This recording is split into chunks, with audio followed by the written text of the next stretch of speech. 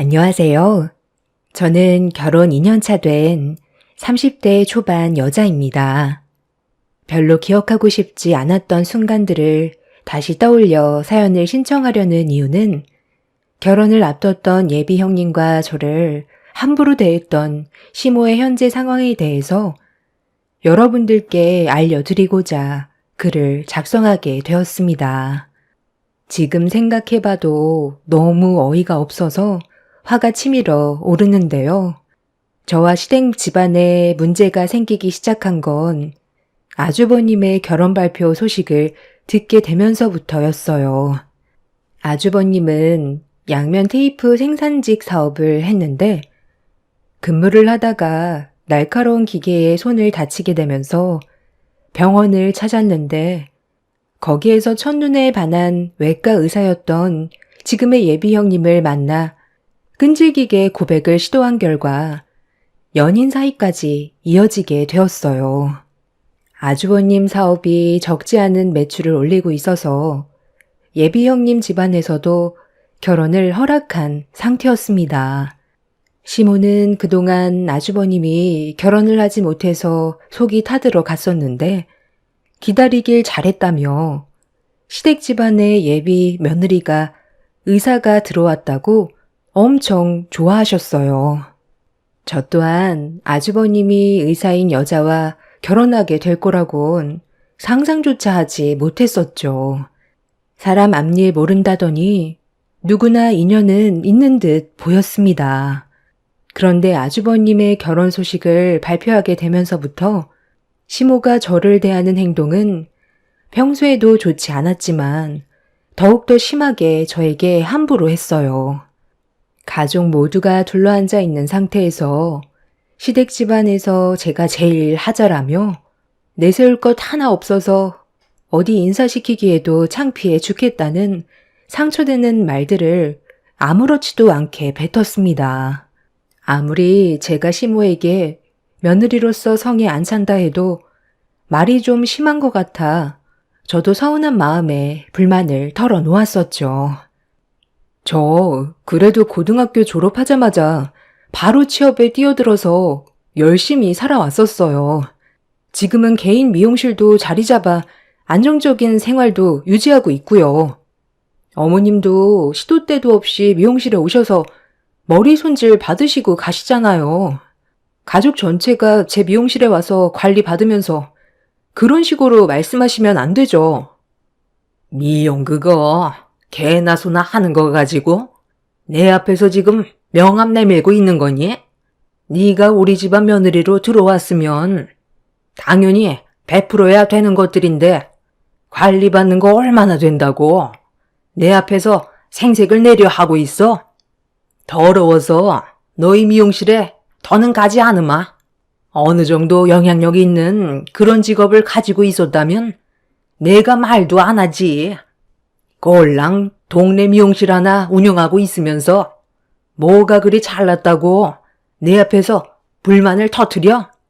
너는 내 막내 아들 데려간 것부터가 잘못이야. 엄마, 무슨 말을 그렇게 해요? 이 사람도 얼마나 열심히 하고 있는데요. 저도 잘난 직업 가지고 있는 것도 아니고 그냥 일반 회사에서 월급쟁이로 살아가고 있는데 저보단 이 사람이 훨씬 더 능력 좋고 대단한 거죠. 좋은 말 좀 해주는 게 그렇게 힘들어요? 이 사람 기 한번 살려주는 게 어려운 일은 아니잖아요. 우리 집안 며느리로 들어온 지 얼마나 됐다고. 벌써부터 내가 하는 말에 토를 달고 있는데 무슨 기를 세워줘? 그랬다간 이미 나를 잡아먹었을 거다. 우리 집안에 오점인 네가 좀 빠져주면 상당히 좋을 것 같은데 그렇겐 안 되겠니? 그나들이 의사 며느리 데려오면 분명 결혼 안 한 처자들 수두룩 할 텐데 내 작은 아들과 엮여주면 얼마나 좋아? 아직 애도 없으니 이혼하고 숙려기간 한 달 지나면 서로 법적으로 남남인데 눈치껏 알아서 정리해주면 얼마나 좋아? 저는 더 이상 시모의 말을 듣고 싶지 않아 자리에서 먼저 일어나 시댁에서 나왔어요. 사람 무시하는 것도 어느 정도지.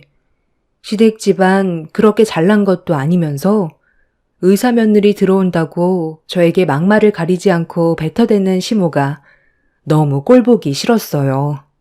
처음에 시댁 집안에 인사드리러 왔을 때부터 저와 남편과의 결혼을 반대했던 시모가 남편의 설득 끝에 결혼을 성사시킬 수는 있었는데 항상 저만 보면 하는 말이 미용실은 남자들한테 꼬리쳐서 돈 버는 직업이라면서 남편을 만나기 전에 몸을 함부로 놀렸던 거 아니냐고 저를 인간 쓰레기로 생각하고 있었습니다.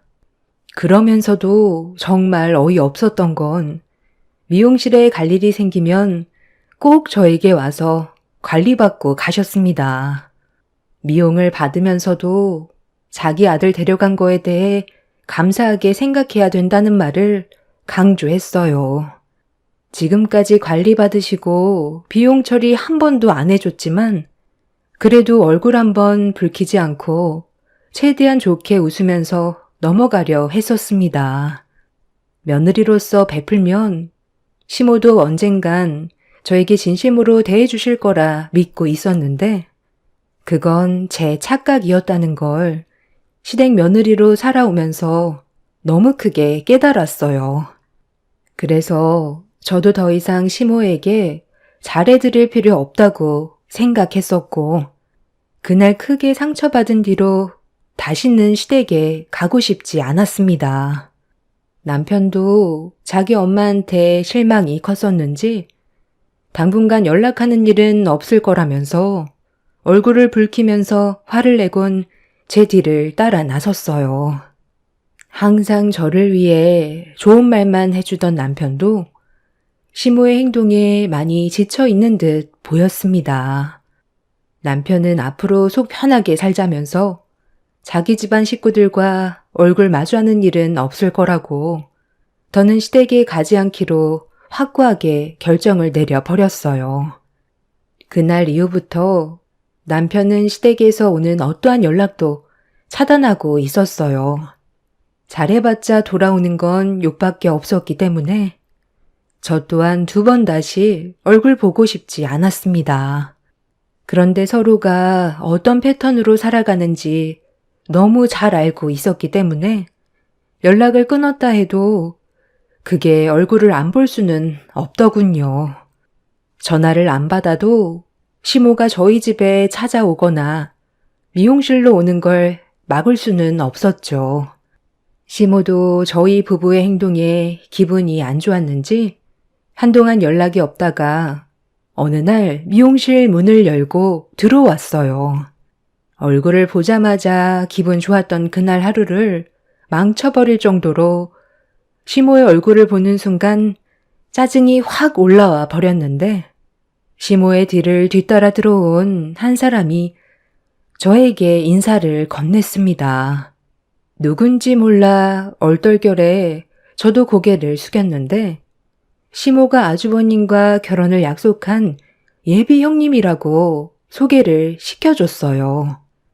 그때 처음으로 외과 의사로 일을 한다던 예비 형님의 얼굴을 보게 됐는데 뭔가 저를 바라보는 시선이나 미용실 안을 살펴보는 시선들이 좋지는 않았습니다. 우리 새며느리 요즘 머리카락이 많이 빠지고 푸석거린다던데 네가 관리 좀 해줘 봐라. 너희들이 하도 연락 안 받고 차단하길래 우리끼리 먼저 얼굴 대면했었다. 어머님, 저는 관리받고 있는 미용실이 따로 있어서요. 여기에서 함부로 제품을 바르고 싶지는 않아요. 이런 동네 구석에 미용실 하면 안 무서워요? 골목길에 가로등 하나 없어서 딱 범죄 일어나기 좋게 되어 있던데 좀 더 밝은 곳에서 미용실 차리는 게 좋지 않았을까요? 그러기에는 돈이 많이 부족했나? 미용실 용품들도 꽤 오래된 것 같아 보이는데 손님이 이곳에 찾아오긴 해요? 동네 장사라 아줌마 아저씨들 상대로만 벌어먹고 사는 건가? 아, 오해하지 마세요. 제가 다니는 미용실과는 하늘과 땅 차이라 너무 놀랐거든요. 태어나서 이런 미용실 처음 봐서요. 이러니 어머니 머리가 전부 손상이 됐죠. 제가 가는 미용실에 조만간 모시고 갈 테니 같이 관리 받아요. 좀 비싸긴 한데 한 번 받으면 다른 미용실 못 간다니까요. 저희 그냥 용건만 간단하게 하고 그만 돌아가는 게 좋겠어요. 역시 동네 미용실이라 싸구려 제품만 쓰다 보니 내 머리가 이렇게 손상이 많이 됐던 거구나. 이래서 며느리를 잘 얻어야 한다는 말이 괜히 있는 게 아니다. 사람이 급이 다르니 내가 받는 대우도 급이 달라지는 거 봐라. 너는 이 미용실 계속 운영할 거니? 돈도 되지도 않는 미용실 붙잡고 있지 말고 다른 일 알아보는 게 좋겠다. 여긴 왜 오신 거예요? 볼 일이 있어서 온 것 같은데 할 말만 하고 그만 돌아가 주세요. 저도 오늘 하루 기분 너무 좋았는데 지금 전부 망쳤거든요. 예? 말하는 거 봤니? 어른 알길 아주 개똥으로 안다니까. 내가 이런 대우받고 살아야 되겠어? 내 아들과 결혼시킨 거 지금 땅을 치고 후회하고 있는 중이다. 내가 여기 온 이유는 우리 새며느리 얼굴 보여줄 겸 잠깐 틀린 것도 있지만 이번 주말에 그 캠핑 뭔가 그 여행 가기로 계획이 잡혀 있거든. 너희들도 같이 가야 할 것 같아서 들렸다. 네? 저희가 왜 거기를 따라가요? 그럴 생각 전혀 없으니 알아서들 가세요. 이런 기분으로 캠핑 가고 싶지 않거든요. 할 말 끝났으면 그만 나가주세요. 내가 난리치는 걸 보고 싶지 않으면 조용히 따라가는 게 좋을 텐데. 내가 너를 데려가는 이유가 좋아서 그런 줄 아니? 우리 예비 며느리가 캠핑을 좋아한다는데 시간이 없어서 요즘에 잘 가지 못했다고 하길래 이번 주말에 가족들끼리 인사도 좀 시킬 겸 해서 자리에 모이는 거니 너희들도 무조건 참석해라. 너랑 내가 가지고 있는 안 좋은 감정 때문에 우리 가족이 될 예비 며느리가 피해를 봐서야 되겠니? 이번 기회에 서로 좀 더 가까워질 수 있는 시간이 될 수도 있을 테니 최대한 좋게 따라오는 게 좋을 거다. 내가 직접 움직였는데 가지 않겠다고 고집 부렸다가 괜히 상처받지 말고 무조건 따라오도록 해라. 우리 집안 며느리로 들어왔으면 싫어도 해야 되는 일들도 있는 거다. 그게 아니라면 내 아들과 당장 이혼을 하거라. 너한테 부탁이 아닌 통보하러 온 거니 싫다는 말 할 생각 하지 마라. 의사 예비 며느리 한마디에 직접 움직이는 시모의 행동을 보고 있는데 저를 대할 때와의 차별이 너무 심해 기분이 정말 좋지 않았어요. 그리고 예비 형님 또한 성격이 좋아 보이는 것 같지는 않았습니다. 그렇게 제 미용실에 무작정 들어와 본인들 할 말만 하고 돌아간 뒤 짜증이 밀려온 저는 이 상황을 어떻게 처리해야 될지 남편한테 전화해서 대화를 이어나갔어요. 남편은 신경 쓰지 말라며 어떤 문제로 연락하지 않고 있었다는 거 뻔히 알면서 무슨 캠핑이냐고 예비 형님의 말 한마디면 가족 전체가 움직여야 한다는 것 자체가 이해할 수 없다고 화를 냈어요. 그렇게 열을 올리던 남편은 시모에게 직접 전화해서 상황을 해결하겠다고 저와의 통화를 끊었습니다. 그렇게 어느 정도 시간이 지났는데도 남편한테 연락이 오지 않길래 무슨 문제가 생긴 건지 불안한 마음에 먼저 전화를 걸었어요. 그런데 제 전화를 받지 않고 있길래 점점 느낌이 좋지 않았었는데 그 순간 갑자기 시모가 미용실 문을 열며 들어오더니 붉어진 얼굴로 열을 올렸습니다. 너, 내가 몇 시간 전에 뭐라고 그랬지? 웬만하면 좋게 따라가 주는 게 좋을 거라고 최대한 목소리 높이지 않고 얘기했는데 내 아들한테 곳에 뭐라고 그랬니? 캠핑을 가지 않겠다고 했었다면서 나한테 전화해서 평생 인연 끊겠다고 화를 내는데 얼마나 당황했는지 알아? 그동안 내 아들 키우면서 그렇게까지 화낸 적 처음 봤는데 내가 세상을 떠나도 장례식장에 발도 붙이지 않겠단다.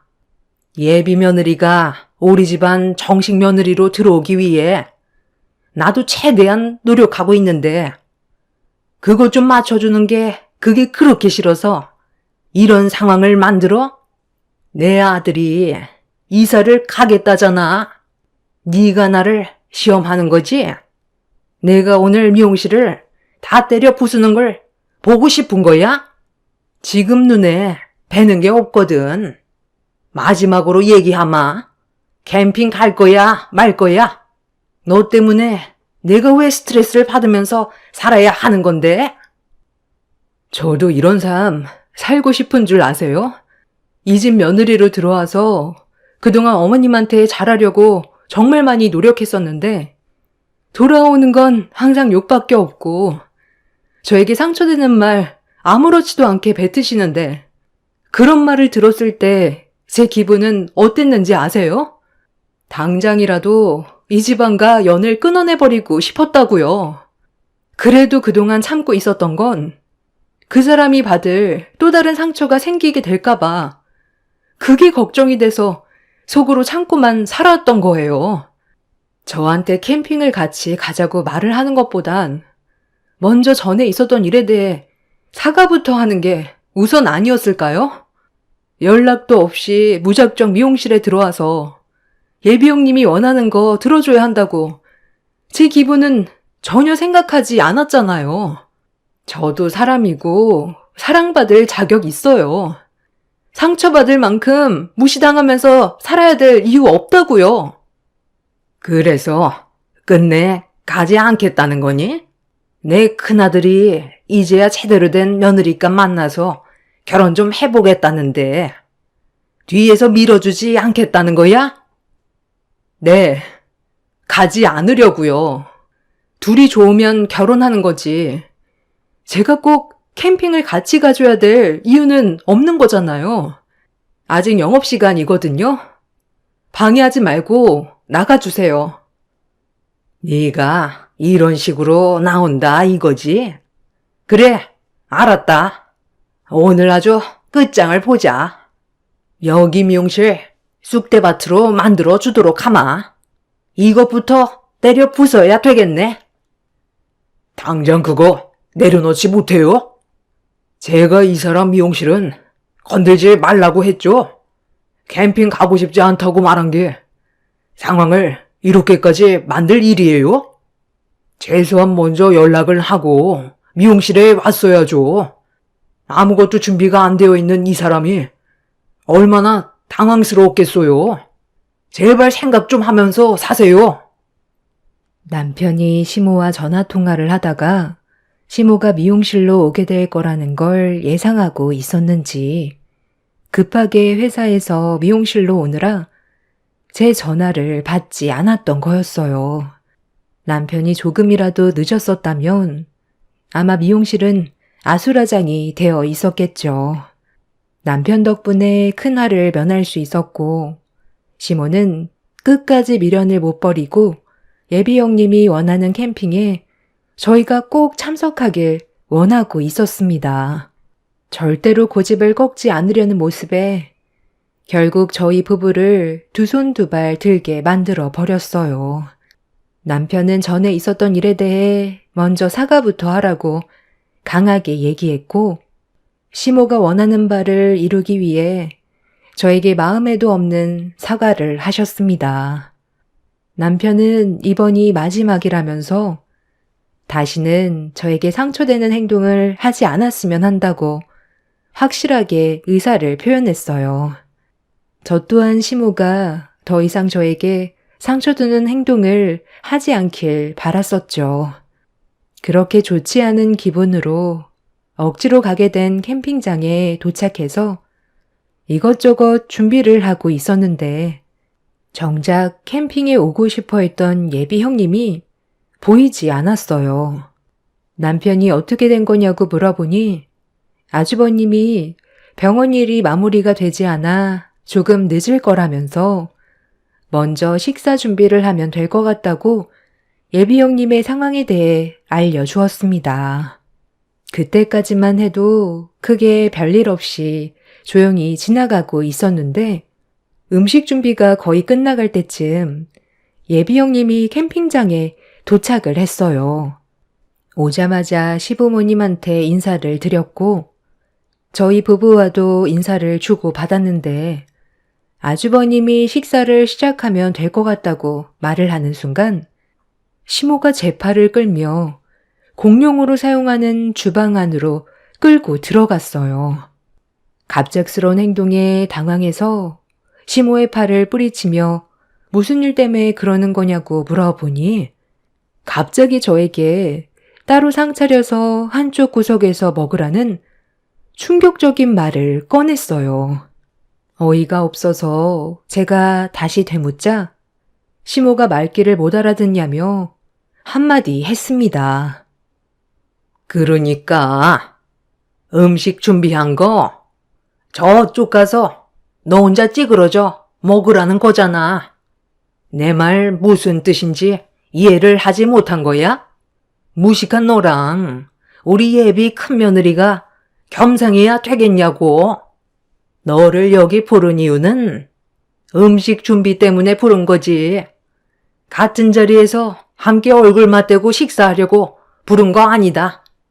내 아들한텐 속이 별로 좋지 않다고 대충 둘러댄 뒤에 간단하게 먹을 거 챙겨서 저쪽 구석에서 대충 먹고 후식이나 준비하고 있어라. 이 자리 주인공은 우리 외과 의사 예비 며느리지? 네가 아니라는 거 잊지 마라. 그냥 옆에서 시키는 거 수발만 잘 들으면 된다는 말이야. 대충 알아들었으면 어서 가서 상 차리는 거 도와줘라. 정말 끝까지 저를 시험에 들게 하네요. 그러니까 저를 캠핑장에 억지로 데려온 이유가 일 시켜 먹을 사람 없어서 그런 거였어요. 제가 없으면 어머님이 귀찮은 음식 준비 전부 혼자 해야 되니까 그 난리를 치면서까지 저를 데려온 거였냐고요. 사람이 어쩜 이렇게까지 이기적이에요? 사과하셨을 때도 억지로 어쩔 수 없이 하더니 결국 이런 식으로 저에게 또 아픔을 주네요.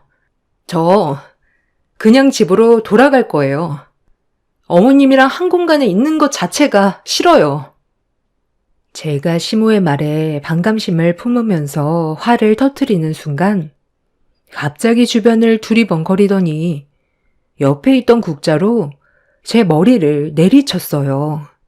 시모의 행동에 너무 놀라 충격을 받은 저는 뭐 하는 짓이냐고 소리를 지르려 했는데 제 입을 틀어막더니 입도 뻥끗하지 말라면서 캠핑 끝나면 머리털 전부 뽑힐 줄 알라며 시모에게 대들었다고 저를 무서운 눈빛으로 바라봤습니다. 이미 이성을 잃어버린 저 또한 그런 시모를 강하게 밀친 뒤 국자를 빼앗아 얼굴에 휘두르며 집으로 돌아가겠다고 화를 냈어요. 분위기가 심각해진 상태로 시모와 안 좋은 눈빛을 주고받고 있었는데 공용 주방으로 예비 형님이 들어왔어요. 저와 시모를 찾고 있었다면서 무슨 일 있었냐고 접시에 담은 음식을 먹으면서 저와 시모를 번갈아가며 쳐다보고 있었습니다. 예비 형님은 분위기 파악을 못하는 건지 접시에 담겨있던 고기를 시모의 입에 넣어주면서 음식이 맛있다고 자리로 돌아가서 식사하자며 시모에게 팔짱을 끼고 자리로 돌아갔습니다. 너무 예상하지 못했던 상황을 겪게 된 터라 다리에 힘이 풀려 벽에 기대고 있었는데 그 사이 남편이 공용 주방으로 들어왔어요. 제가 눈시울이 붉어져 있는 모습을 보더니 급하게 달려와 무슨 일이 있었냐고 물어보는데 좀 전에 있었던 일에 대해 또다시 입 아프게 얘기하고 싶지 않아 집으로 돌아가자며 시모와 안 좋은 일이 있었다고 얘기했어요. 그런 저를 지켜보던 남편은 걱정이 됐는지 차에서 잠깐 쉬고 있으라며 시부모님한테 얘기한 뒤 돌아오겠다고 하길래 그 말에 고개를 끄덕였습니다. 그렇게 남편은 시댁 식구들이 있는 곳으로 향했고 저는 그 사이 화장실에서 볼일을 좀 보고 있었어요. 시모 때문에 순간적으로 너무 긴장을 해서 그런지 화장실이 급했었죠. 아주버님이 캠핑 장소를 정했었는데 하필 가는 날이 장날이라고 그날 화장실 공사를 하고 있어서 재래식 공용 화장실을 사용할 수밖에 없었어요. 옆에선 화장실 공사 때문에 상당히 시끄러웠었죠. 공용 화장실이 2개밖에 안 돼서 기다리는 것도 그랬지만 무엇보다 위생적으로 좋지 않았어요. 그곳을 최대한 빨리 벗어나고 싶었는데 배가 아파서 화장실에 오래 앉아 있었습니다. 그런데 제 옆칸에서 누군가 노크를 했어요.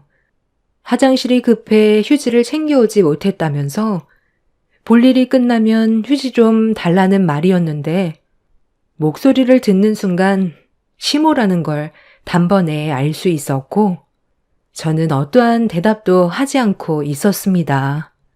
제가 아무 말도 하지 않고 있자 휴지 좀 빌려달라는데 왜 말이 없냐고 화를 냈어요. 저기요. 왜 대답이 없어요? 음식이 뭐가 잘못됐나? 갑자기 배가 왜 이렇게 아픈 거야? 저기요.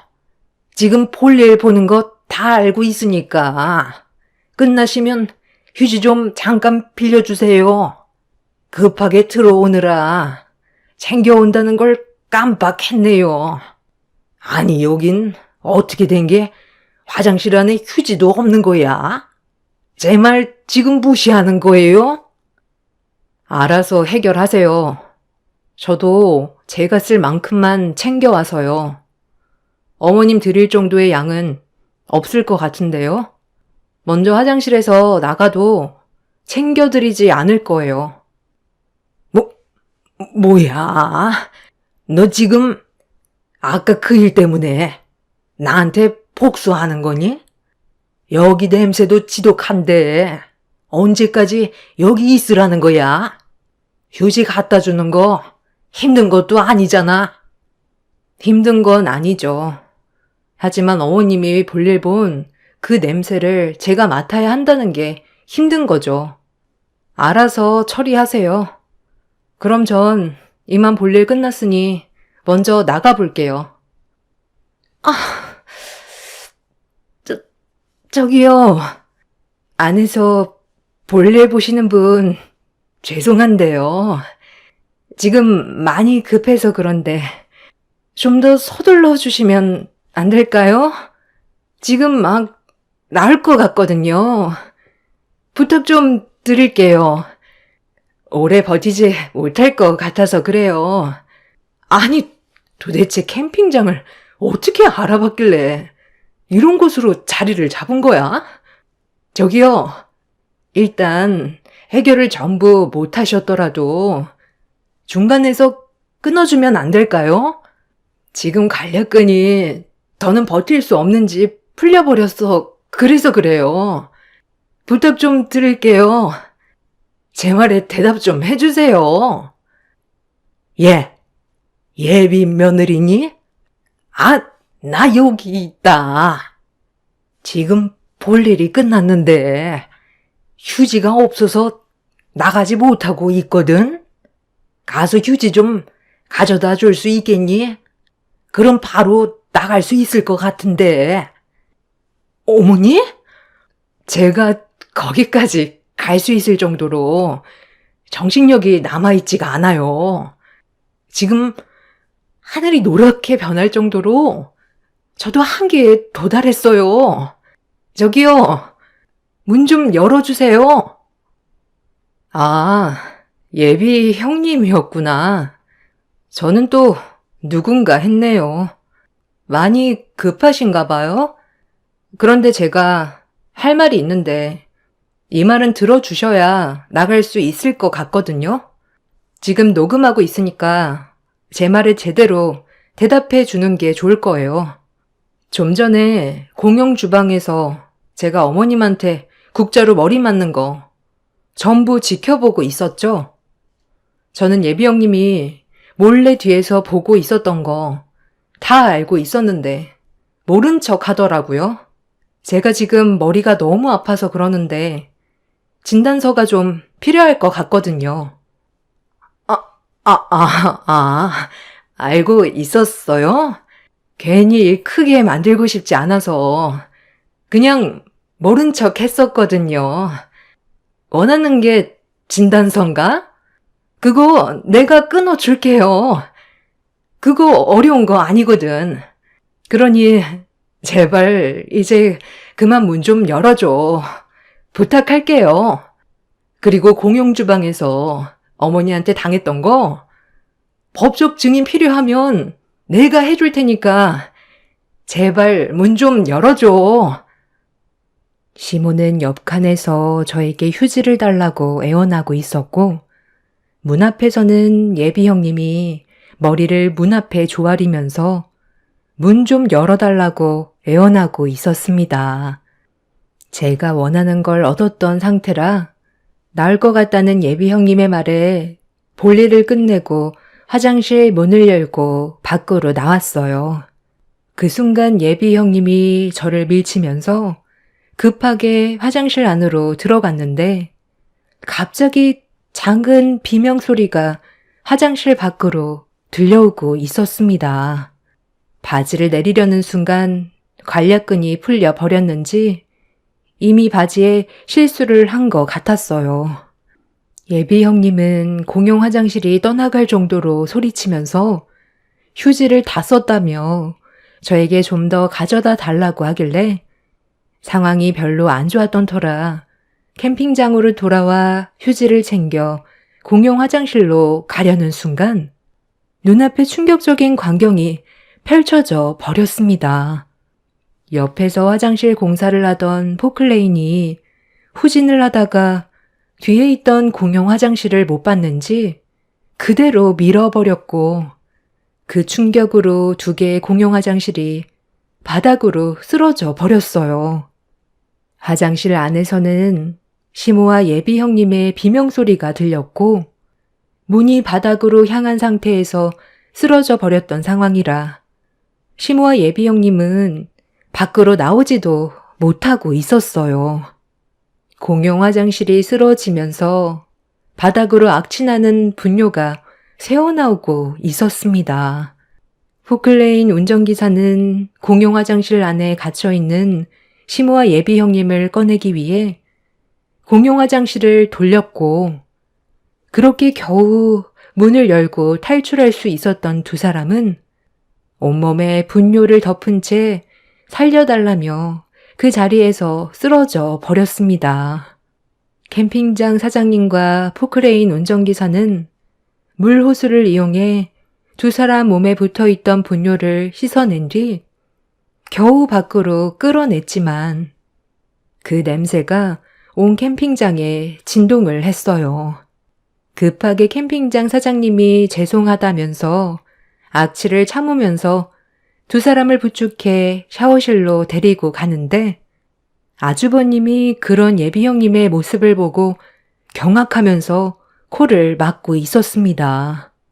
그 모습을 본 예비 형님은 아주버님한테 가까이 다가가 얼굴을 향해 사정없이 뺨을 올려쳤어요. 뺨을 맞은 아주버님은 그 자리에서 오바이트를 했고 집안 전체가 아수라장이 되어 버렸죠. 결국 그날 두 사람 모두 샤워실에서 분뇨를 씻어낸 뒤 캠핑장 이용 결제 금액에 대해 환불을 받고 추가적인 피해 보상까지 받았지만 너무 큰 충격을 받았던 예비 형님은 아주버님한테 화가 잔뜩 났는지 결국 파혼을 결정했습니다. 시모는 그날 이후 제가 휴지를 바로 주지 않았던 점에 대해 분노해서 한바탕 난리를 쳤고 저는 예비 형님이 했던 약속과 제가 캠핑장에서 당했던 부분들에 대해 증언을 해달라고 부탁을 했어요. 공용 화장실에 빠졌다는 건 저희 가족들 외엔 아무도 모르던 일이었기 때문에 소문이 나는 걸 원치 않았던 예비 형님은 제 편에 서서 시모가 했던 행동들에 대해 소송을 제기했을 때 증언과 진단서까지 끊어 주었습니다. 농통에 들어갔다 나왔는데도 새 사람이 되지 못한 시모를 절대 용서하지 않을 생각입니다. 제가 받은 정신적 피해 부분에 대해 보상을 제기할 거고, 그리고 평생 얼굴을 안 보고 살아갈 생각입니다. 이미 남편과 이사 계획 세웠고, 제가 운영하던 미용실도 정리했습니다. 다른 지역에서 새 삶을 살려고요. 인성이 올바르지 않은 사람은 똥통에 처박혀도 바뀌지 않는다는 걸 알게 되었네요. 두 번 다시 시모와의 악연을 다시 만들고 싶지 않습니다. 그래도 그런 상황들이 제 속을 조금이라도 후련하게 만든 것 같아요.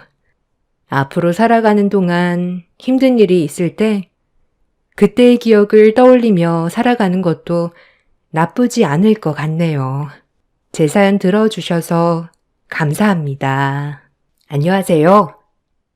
집안일을 하면서 늘 여기 올라오는 사연을 듣는 낙으로 사는 주부입니다. 오늘은 제 이야기를 한번 써볼까 해요. 고등학교 때부터 친하게 지내온 친구들이 있었어요. 대학교 때까지 쭉 어울리다 보니 졸업을 해서도 같이 어울리게 된 친구들이었죠. 그중 한 친구는 결혼도 빨리 하고 의대를 나와서 빨리 자리를 잡은 친구가 있었습니다. 전 그때 대학을 막 졸업해서 중소기업 회사 격리로 일을 하고 있을 때였죠. 어느 날 친구들 모임에서 그 친구가 저에게 제안을 하나 하더라고요. 놀랐었죠. 그 제안은 다름 아닌 본인의 시동생을 소개해준다는 제안이었어요. 부담스러워서 거절하려고 했을 때 저를 설득하더라고요. 우리 도련님 소개 안 받을래? 나이는 우리랑 동갑인데 내 친구들 중에 네가 제일 우리 도련님이랑 잘 맞을 것 같아서. 내가? 아니, 근데 친구도 걸리고 그래서 좀 그렇네. 부담스러워. 나중에 천천히 생각해 볼게. 아무래도 좀. 아니야. 우리 도련님 진짜 괜찮은 분이거든. 남자답고 결혼식에서 널 보고 나한테 그렇게 소개해달라고 하지 뭐야? 그래, 소개받아봐. 너도 어차피 남자친구 없잖아. 그리고 희영이네 시댁도 괜찮잖아. 그때 인물 보니까 괜찮더구먼. 네가 뭘 볼 줄 아는구나? 그래, 우리 도련님 진짜 괜찮은 남자야. 한번 만나봐라. 이만한 자리도 쉽지 않다 너. 친구가 같이 엮여있는 문제라 썩 내키진 않았지만 친구들의 완강한 설득에 못 이기는 척하고 소개팅에 나갔어요. 사실 더 내키지 않던 부분은 그 친구는 자기 자랑을 많이 하고 상대방보다 무조건 잘나야 하는 친구였기에 더더욱 꺼려졌었죠. 하지만 친구들의 설득으로 그냥 한 번만 만나보자 했던 그 남자와의 소개팅으로 제 인생은 송두리째 바뀌었습니다. 바로 그 사람이 지금의 남편이 되었죠. 남편은 호전적인 사람이었어요. 뭐든 도전해보고 실패를 두려워하지 않는 사람 말이에요. 그렇게 친했던 친구와 동서 사이가 되었죠. 처음엔 나쁘지 않았지만 조금은 언짢아지는 일이 많아졌습니다. 형님은 의사이기도 하고 아주버님이 큰 사업을 하여서 경제적으로 어려움이 있지 않았지만 저희는 남편의 반복되는 사업 실패로 제가 나가서 꼭 일을 해야만 집안 살림을 꾸려나갈 수 있었거든요. 사실 친했던 친구와 가장 비교가 된다는 게 조금 저를 힘들게 하더라고요. 어머님, 오늘 여기 용돈 드릴게요. 지난 주말에 못 와봐서 정말 죄송해요. 아, 동순애도 주말에 왔다고 했나? 아, 네, 왔었어요.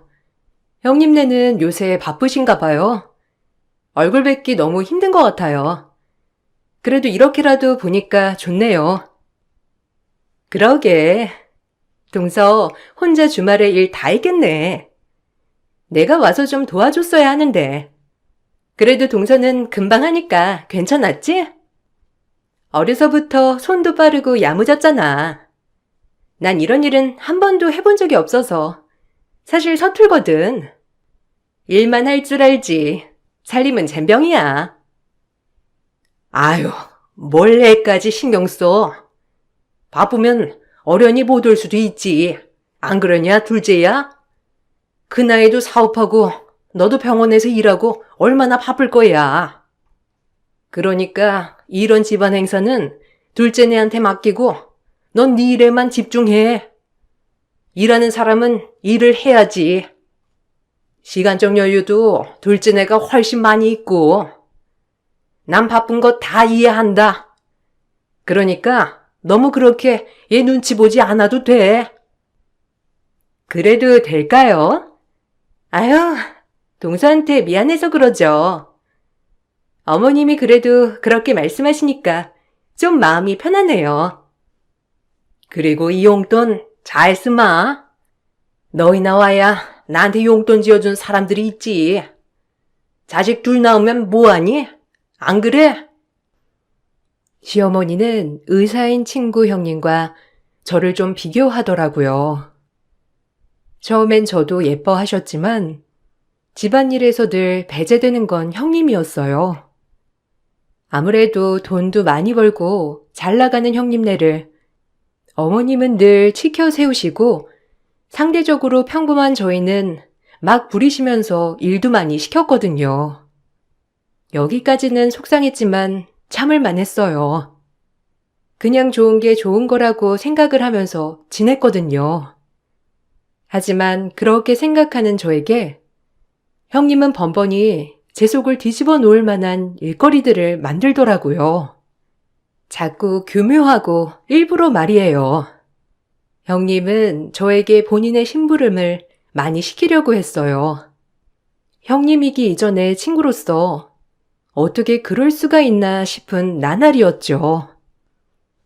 동서, 내가 2만 원 줄 테니까 내 옷 드라이 클리닝 좀 맡겨다 줄래?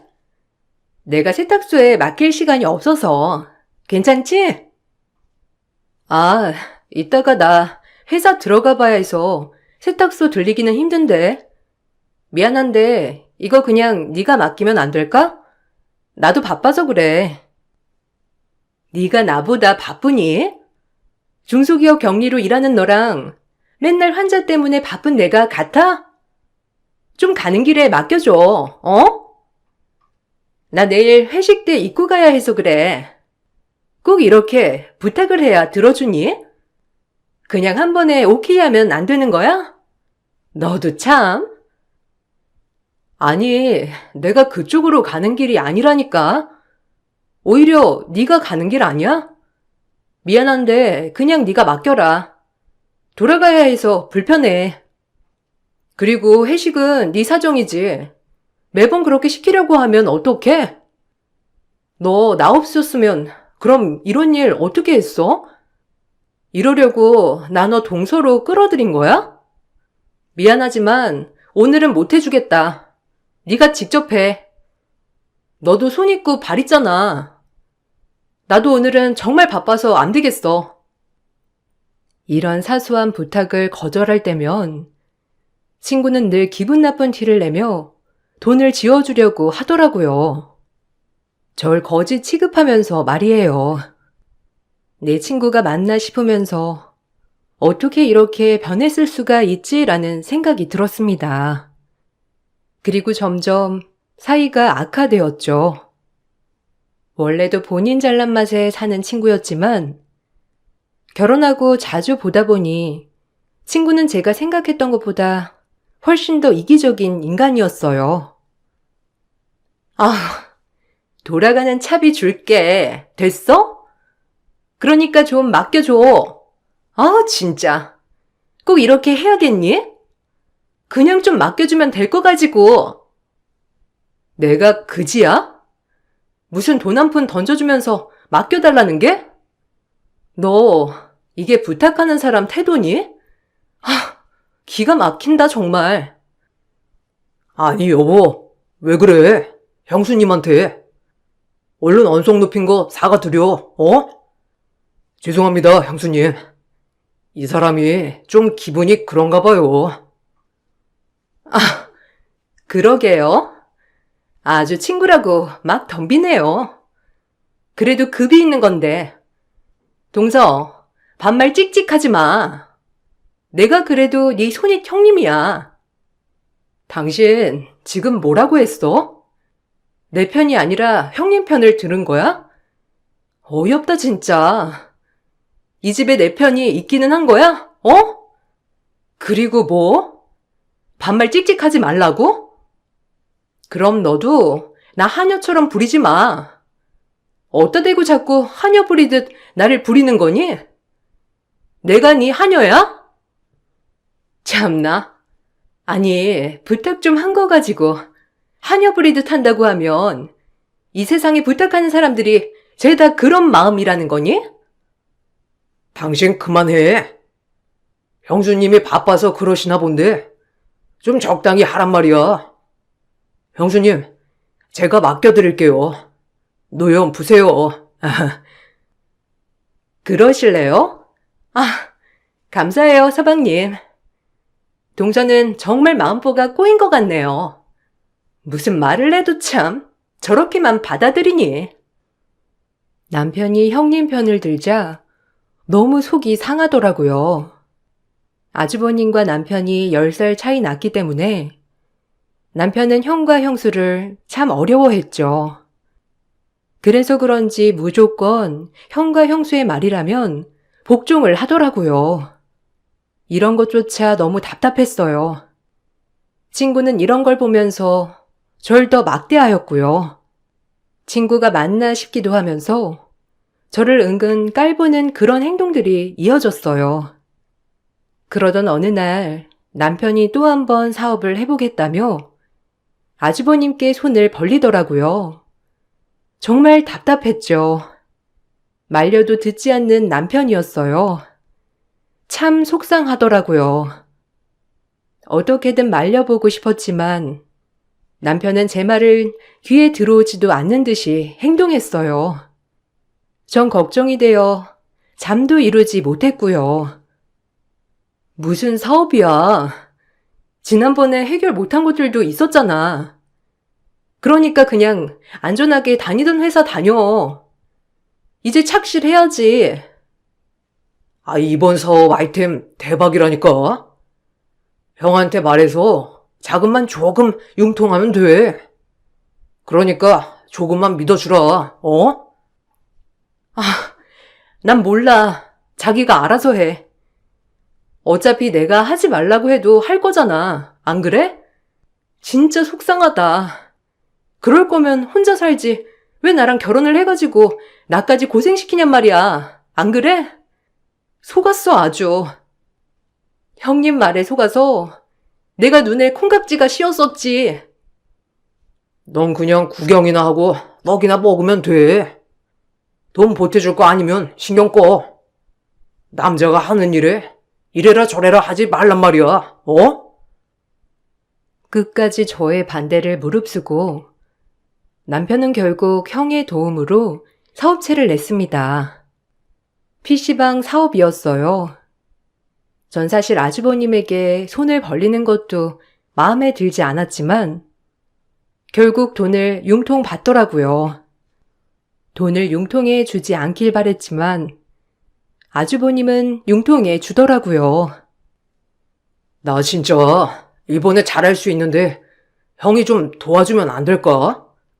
이번 사업 아이템 대박이라서 그래, 어? 나도 이제 미니 앞에서 떳떳해줘야지. 남자가 칼을 뽑았으면 무라도 썰어야 하고 말이야. 이대로 남의 집에서 머슴처럼 살기 싫어. 너 진짜 잘할 수 있는 거야? 그래도 그렇지. 사업이란 신중해야 해. 너 몇 번 실패했었잖아. 안 그래? 잘할 수 있어? 당연하지. 형만 조금 도와주면 돼. 이번엔 정말 대박 아이템이라니까. 나도 엄마한테 효도 한번 해보자. 어? 제발.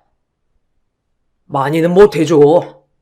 일단 여윳돈 융통 먼저 해줄게. 그리고 꼭 이번엔 대박 시켜라. 그래야 재수씨도 엄마도 두 다리 뻗고 지내지. 그렇게 아주버님의 도움으로 사업체를 내게 되었고 사업체를 낸 지 얼마 되지 않았을 무렵 가게 첫 오픈발로 처음엔 장사가 잘 되었어요. 빚도 금방 갚을 수 있을 것 같았죠. 하지만 오픈발은 그리 오래가지 않았어요. 사업복이 지지리도 없던 남편은 이번 사업마저 말아먹고 말았죠. 저희는 빚이 더 늘게 되었어요. 오히려 이렇게 사업에 자주 실패하다 보니 시댁 볼 낯도 없더라고요. 내가 무슨 죄를 많이 지어서 이러고 살아야 하나 싶었지만 이때까진 남편을 많이 사랑했기에 같이 헤쳐나가보자 라는 심정도 있었어요. 본인 혼자 잘 살려고 한 것도 아니고 같이 잘 살려고 그랬던 건데 오죽하면 저럴까라는 마음도 있었죠. 미안하다. 나 때문에 내가 너 볼 낯이 없어. 이번엔 잘해보려고 했는데 대박 아이템이었어, 정말로. 미안해, 정말.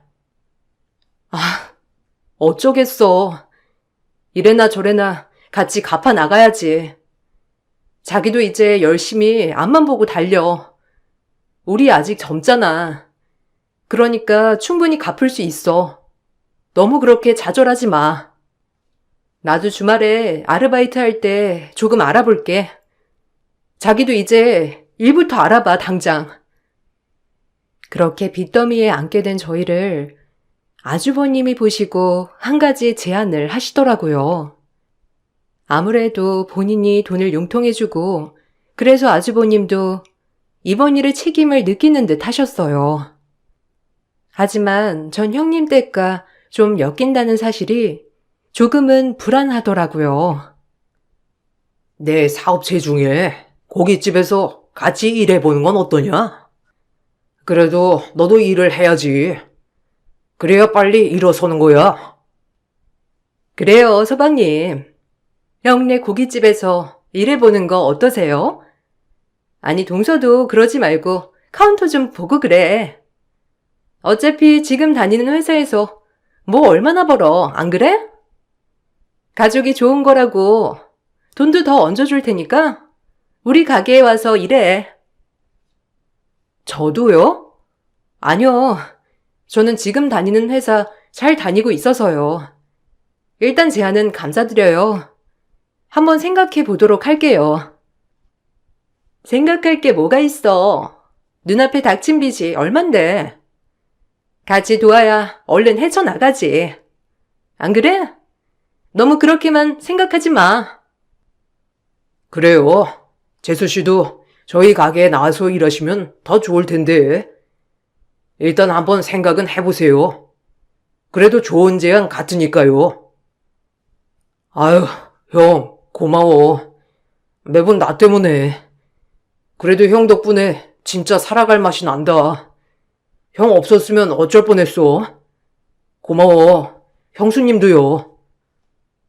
솔직히 남편한테 본인이 가지고 있는 사업체 중 고깃집에서 일해보는 건 어떻냐고 했을 때 고마웠어요. 그래도 저희 집안 형편을 생각해서 그렇게 제안을 해줬다는 게 고맙더라고요. 제코가 석자라고 회사를 끝까지 다니고 싶었지만 고깃집에서 일하는 거랑 월급 차이가 굉장히 많았기 때문에 저 역시도 아주버님 고깃집에서 카운터를 보면서 같이 일을 하게 되었죠. 그러나 형님은 이때를 놓치지 않았어요. 한참 남편과 같이 고깃집에서 일하고 있는데 제 여고 동창생들과 형님이 자연스레 고기를 먹으러 온 거 아니겠어요? 제 친구들은 저를 보며 당황을 금치 못했고 저 역시도 조금 창피하더라고요. 일부러 그런 게 확실했죠. 어머, 민희 아니야? 어머, 여기 희영이 남편네 고깃집인데? 너 여기서 일하니? 희영아, 왜 말 안 했어? 민희야, 너 회사 다니는 줄 알았어. 민희네 쫄딱 망했잖아. 우리 없었으면 큰일 날 뻔했지. 우리가 꽂아줘서 서방님이랑 민희랑 둘 다. 그래서 지금 빚 갚느라 여기서 일하는 거야. 안 그러니 민희야? 우리끼리 보려고 했는데 네가 생각이 나서 이리로 온 거야. 괜찮지? 어머, 망했어? 아니, 너희 남편 사업했었잖아. 어쩌다가. 아유, 이 집 복은 희영이네가 다 가져가나 보다. 어떻게 얘네만 그렇게 잘 풀리고 너흰 그렇게 안 풀린다니? 아유, 기집애. 힘들면 말 좀 하지. 그래서 얼굴이 이렇게 쏙 빠졌구나? 그러게. 나도 내 복 좀 민희한테 나눠주고 싶다. 그런데 그게 마음대로 되니? 내가 돈복이 그렇게 많다잖아. 민희야, 우리 테이블에 소로 생갈비 5인분 먼저 주문 넣어줄래? 오늘은 내가 쏠 테니까 많이 먹어 얘들아. 회포 풀어보자고. 정말 저 주둥머리를 꿰매고 싶더라고요. 일부러 그런 게 눈에 확 보였거든요. 정말 수치스러웠죠. 친구들이 오히려 더 민망해했고 전 아무렇지 않은 척을 해야만 했지만 마음속엔 피눈물이 나더라고요. 내가 왜 이런 꼴을 당해야 하나 싶었고요. 전 매일 고깃집에서 일하면서 집에 와 우는 하루가 반복이 되었어요. 어쩌다 내 신세가 이렇게 됐나 싶은 마음이 들고 처량하더라고요. 제일 힘이 드는 건 육체적인 노동보다 친구들과 모든 사람들이 저를 불쌍하게 생각하는 그 모습들이 가장 힘이 들더라고요. 나까지 이게 뭔 고생이야? 오늘은 내 친구들이 와서 내가 얼마나 망신당했는 줄 알아? 당신 형님이란 사람이 일부러 친구들 우르르 끌고 와서 나한테 망신을 줬다고 알아? 내가 왜 당신이랑 결혼해서 이 꼴을 당해야 하냔 말이야. 그럼 어쩌냐. 빚이 이렇게나 많은데. 미안해. 그래도 형수님이 일부러 그랬겠어? 안 그래? 그냥 좋게 생각해. 형수님도 그냥 고기 먹으러 온 거겠지. 널 일부러 약 올리려고 했겠냐? 그러실 분도 아니고. 그러니까 너무 피해의식 갖지 마. 그래도 친구였다며. 친구 좋다는 게 뭐야? 너도 형수님한테 좀 잘하려고 해라. 그렇게 울지만 말고 형이랑 형수님이 우리한테 얼마나 잘해줘. 솔직히 지금 하는 것도 내가 형 동생이니까 고깃집에서 얼마나 대우를 받는데. 어디 가서 이런 대우 받을 수 있겠냐? 남편은 철저히 저의 편이 아니었어요. 참 서럽더라고요. 그런 일이 있고 나서 좀 더 마음을 다잡았어요. 약해지지 말자고. 지금 빨리 이 빚을 해결하고 다시 앞으로 나아가자라고 말이에요. 그렇게 악착같이 이악 물고 버티고 버텼습니다. 그렇게 몇 년이 지났어요. 정말 저와 남편은 열심히 살았습니다. 그래서 그 몇 년 동안 갖은 고생을 해가면서 그나마 많은 빚들을 청산했고 어느 정도의 빚만 일부 남아있을 때였죠. 이제 여유 좀 갖고 살자라고 생각하면서 오랜만에 단짝 친구를 만났어요. 오랜만에 만난 친구들에게서 놀랄만한 소식을 들었어요. 친하기도 하였고 서로의 집안 얘기를 하다가 우연히 친구인 형님 얘기가 나온 것이죠. 친구가 해준 얘기는 저희 형님에 관한 비밀이었죠. 전 이 비밀을 안고 정말 심장이 벌렁벌렁 하더라고요. 그리고 너무 놀랐고요. 아주 고생한다. 너 얼굴이 쭉 빠졌어. 아, 맞다. 근데 그거 너도 알지? 희영이 대학교 때 그 사건 알긴 아는 거지? 무슨 사건?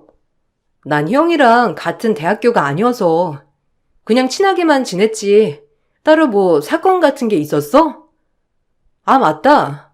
한 1년 정도 갑자기 잠적했을 때 있었잖아. 그때 뭔 일이 있었던 거야? 난 그때 그 사건이 무슨 사건인지도 모르겠네. 무슨 일인데? 아, 그렇구나. 아니 뭐 옛날 일이긴 한데 난 가끔 그 사건 생각할 때 좀 소름 돋더라. 그냥 알고만 있어. 너 몰랐구나. 얘기를 듣고 너무 놀랐어요. 하지만 잊어버리기로 했죠. 아주 미운 형님이기 이전에 친구이기도 하니까요. 그런 일이 있고 나서 얼마 지나지 않았을 무렵이었어요. 형님네는 아주버님의 사업체도 더 승승장구했고 형님도 다니던 병원을 나와 개원을 하겠다고 하던 때였어요. 시댁에서는 의사 며느리가 자기 병원까지 차린다고 하니 아주 예뻐 죽으려고 하셨죠. 사실 이 병원도 아주버님이 차려주는 거지만 시어머니는 의사 며느리가 있다는 것 자체가 참 좋아 보이더라고요. 어머님은 그날 기분이 아주 좋아 보이셨어요. 아이고, 우리 큰애가 이제 개원하면 원장 되는 거냐? 나는 원장 시어머니? 우리 큰아들은 원장 남편? 좋구나. 에이, 어머님은? 그래도 이 사람이 저 많이 도와줘서 이렇게 개원할 수 있는 거예요. 어머님이 남편 잘 키워주셔서 감사하죠, 제가. 제가 이제 피부과 개원하니까 어머님 피부 관리는 제가 책임질게요. 그러니까 우리 어머니 젊어질 일만 남았어요. 아이고, 우리 큰며느리 덕에 호사하네. 어쩜 이렇게 예쁜 며느리가 우리 집에 들어왔을꼬? 안 그러냐, 둘째야? 아, 네, 뭐, 형님 축하드려요. 개업식이 언제예요? 화환이라도 보내드려야 하는데 위치만 알려주세요. 그럼 제가 가장 예쁜 곳으로 화환 보내드릴게요. 그래도 이렇게 개원하시는데 저희가 뭐라도 해드려야죠. 알려주세요, 위치. 무슨 화환이야. 동선의 형편을 아는데. 아, 그러지 말고 나 개원할 때 홍보지 아르바이트 필요하거든? 동서가 할래? 주말엔 가게도 안 나가잖아. 그 시간에 동서가 홍보지 좀 돌려줘라. 1000장쯤인데 아마 이거 금방 돌릴걸? 이렇게 꿀알바 없다. 내가 이런 꿀알바 누구 주기 아까워서 동서한테 하라는 거야. 장단 500원 다 돌리면 50만 원 어때? 어머, 해라 해. 얘, 무릎 관절만 괜찮으면 내가 하겠다. 당장 한다고 해. 뭐하니? 얼른 고맙다고 하고 할 것이지. 그래, 이 알바 내가 누구 시키겠어. 일부러도 운동하는데 운동이라고 생각해. 돈도 벌고 얼마나 좋아. 할 거지? 홍보지를 돌려달라는 말에 내키지 않았어요. 내가 굳이 이런 일까지 해야 하나 싶었지만 한푼이 아쉬운 건 저였기 때문에 그 일을 수락했습니다. 그냥 주말에 슬슬 운동 삼아 나가서 홍보지를 돌리면 되겠거니라고 생각을 했었어요. 그게 잘못이었죠. 홍보지를 받아서 주말에 열심히 홍보지를 돌렸습니다. 약속했던 1000장을 다 돌리고 나서 형님에게 돈을 받으러 갔어요. 돈도 그냥 문자로 계좌번호를 알려줄까 했지만 그래도 얼굴을 보고 확실하게 일을 다 했다고 하는 게 나을 것 같아 형님을 찾아간 것이죠. 하지만 그렇게 찾아간 저에게 형님, 아니 그녀는 모욕만 주더라고요. 정말 황당하고 어이가 없었어요. 형님, 저 왔어요. 그 1000장 다 돌렸거든요. 계좌번호 불러드릴 테니까 약속한 대로 돈 입금해 주세요. 50만 원. 아주 칼이구나. 다 돌렸어? 근데 너는 무슨 친구 사이에 돈을 달라고 하니? 그냥 나라면 해주겠다. 안 그래? 그거 얼마나 한다고. 야, 화환값이라고 생각해 그냥. 넌 돈 준다는 말을 고지고대로 믿니? 그리고 돈 그렇게 쉽게 벌 생각하면 못 쓰는 거야. 그러니까 너희가 그렇게밖에 못 사는 거라고. 쉽게 쉽게 살려고 하지 말고 좀 열심히 살려고 해봐라. 어? 뭐? 너 지금 말 다 했어? 지금 그때 말한 게 다 공갈이라는 거니? 아, 기가 막혀. 너 지금 나 농락한 거야? 그런 거야? 농락이라니. 너 태도를 지적하는 거야. 네가 그렇게밖에 못 사는 이유 말이야. 나 좀 봐. 어떠니? 부럽지 않아? 그래. 넌 그렇게 생각해 그럼. 너 내가 가만히 있을 줄 아니? 너 절대 용서 안 해. 네 인생 산산이 부숴버릴 줄 알아. 알겠니?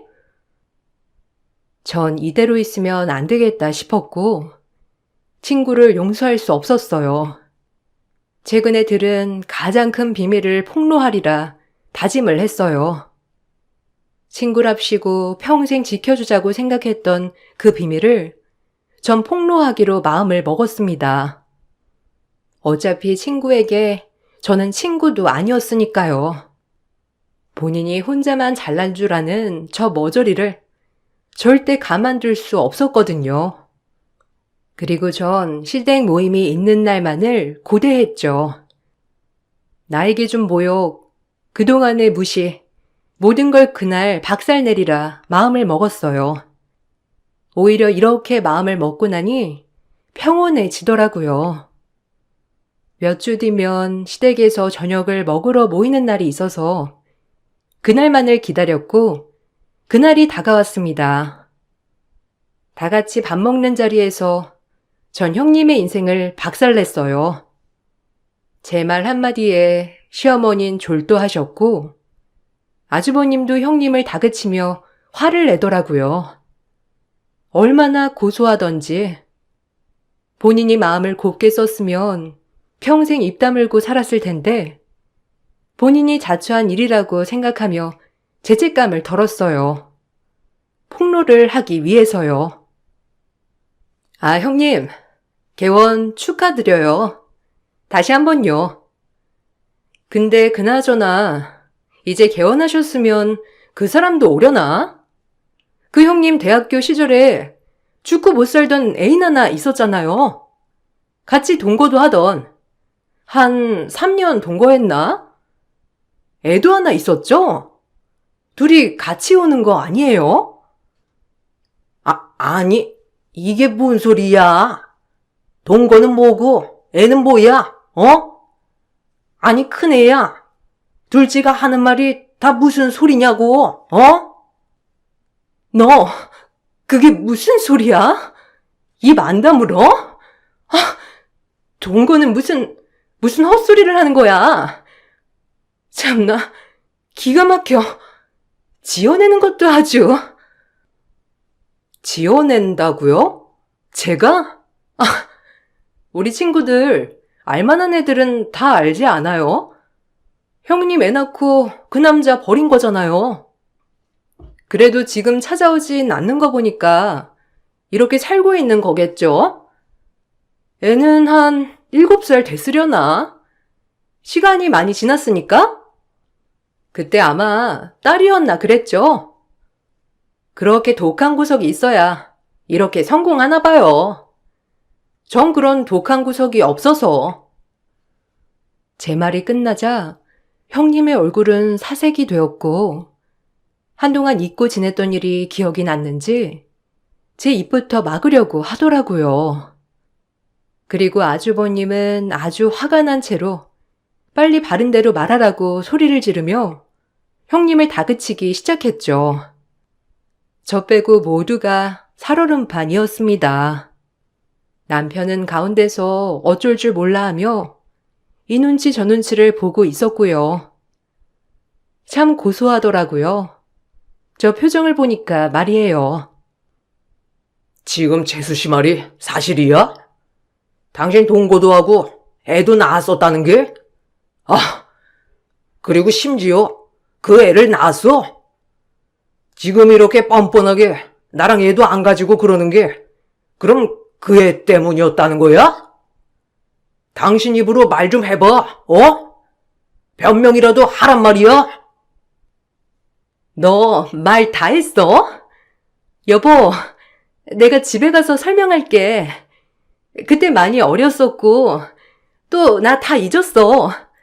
애 생각한 적 한 번도 없고. 동서가 지금 내가 이렇게 사는 게 질투나니까 저렇게 말하는 거야. 여보, 나 믿잖아. 내가 당신 얼마나 사랑하는지 안 그래? 네 사랑 눈물겹다. 그때도 그랬지 아마. 그 남자 없으면 죽을 것처럼. 참나. 어쩜 세월이 지나도 변하질 않니? 널 내가 부러워한다고? 아니, 널 경멸해. 예나 지금이나. 뻔뻔하게 그렇게 애버리고 아무렇지 않은 척 사는 네 모습 가증스러워. 안 닥쳐? 네가 뭘 한다고 그래? 그땐 그럴 수밖에 없었다고. 이제 와서 폭로하면 뭐 어쩔 건데? 내가 망하길 바래서 그래? 너 망하길 바래서 이렇게 말하는 거야. 왜? 너같이 못된 년은 망해도 싸잖아. 안 그래?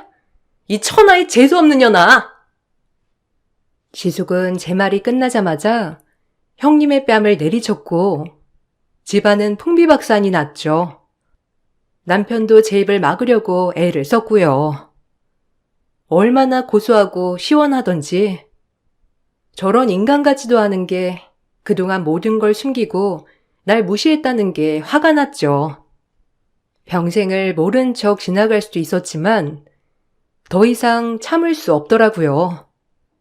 그 일로 인해 저 형님은 절 명예훼손으로 고소한다며 난리를 치게 되었지만 아주버님은 명예훼손이고 나발이고 뻔뻔하다며 형님의 뺨을 세차게 한 번 더 내리치더라고요. 그러자 형님은 힘없이 픽 쓰러져 버렸죠. 이제야 속이 시원해? 형네 가정 다 깨지고 개헌이고 나발이고 형이 다 취소했어. 알아? 이혼한대 그지? 너 진짜? 내가 뭐? 나 이제 안 참아. 내가 왜 참아야 하는데? 또 내 잘못이니? 진작 깨졌어야 했어. 그렇게 거짓으로 이어진 관계인데 멀쩡할 리가 없잖아. 그러니까 날 왜 건드려? 왜? 너도 나 건드리지 마. 이혼 당하고 싶지 않으면. 나도 이제 못 참으니까. 알겠어? 너 네가 자초한 일이야. 명예훼손으로 고소하던지 말던지 마음대로 해. 알겠니? 그깟 벌금 내면 그만이니까. 너한테 당한 거 이렇게밖에 못 갚아서 오히려 마음이 찝찝하다. 아주 더 바닥까지 치게 했어야 하는데 이 무서운 년. 저런 게 무슨 사람을 고친다고. 소름 돋아 정말. 그래, 너 내가 명예훼손으로 고소할 거야. 가만둘 줄 알아? 나 이대로 혼자는 못 죽어. 알겠어? 네가 감히 날 망치려 들어? 결국 친구네는 이혼을 하였고 아주버님이 개원을 해주겠다고 하던 것도 다 물거품이 되었어요. 오히려 시어머니와 아주버님은 저에게 고맙다고 하더라고요. 남편은 내심 형한테 미안한 눈치였지만 은근 어떻게 그런 걸 속이고 시집을 왔냐고 했고요. 그리고 전 친구에게 명예훼손으로 고소를 당했지만 다행히 벌금은 200만 원 안팎으로 나왔습니다. 그 돈은 아주버님이 내주셨고요. 더 뒤늦게 알기 전에 이런 사실을 지금이라도 알아서 고맙다고 하더라고요. 아주버님께는 참 죄송했어요. 어쨌든 마음의 상처를 드린 것 같아서 말이죠. 그렇지만 마음 한편에 묵혀있던 이 스트레스는 뻥하고 뚫리더라고요. 얼마나 친구가 고소하던지. 고마워요. 재수씨, 지금이라도 알게 해줘서. 그리고 미안합니다. 그동안 참 마음고생 많았죠? 제가 봐도 너무 심했을 때도 많았는데 얼마나 마음고생 많으셨어요? 죄책감 가지지 마세요. 사실 내 안 가지는 문제로 둘이 꽤 자주 다퉜었거든요. 그래, 작은 애 아니었으면 평생을 속고 살 뻔했지. 아유, 끔찍해. 어떻게 그런 걸 숨기고 아무렇지 않은 척, 아유, 소름 돋아. 아니에요. 죄송합니다. 이성을 찾았어야 했는데 순간 너무 화가 나서. 그래도 죄송해요. 집안에 분란 일으켜서요. 오히려 아내가 먼저 말해줬으면 이렇게까지 가지 않았을 테지만 뻔뻔한 거에 용서가 되지 않더라고요, 참.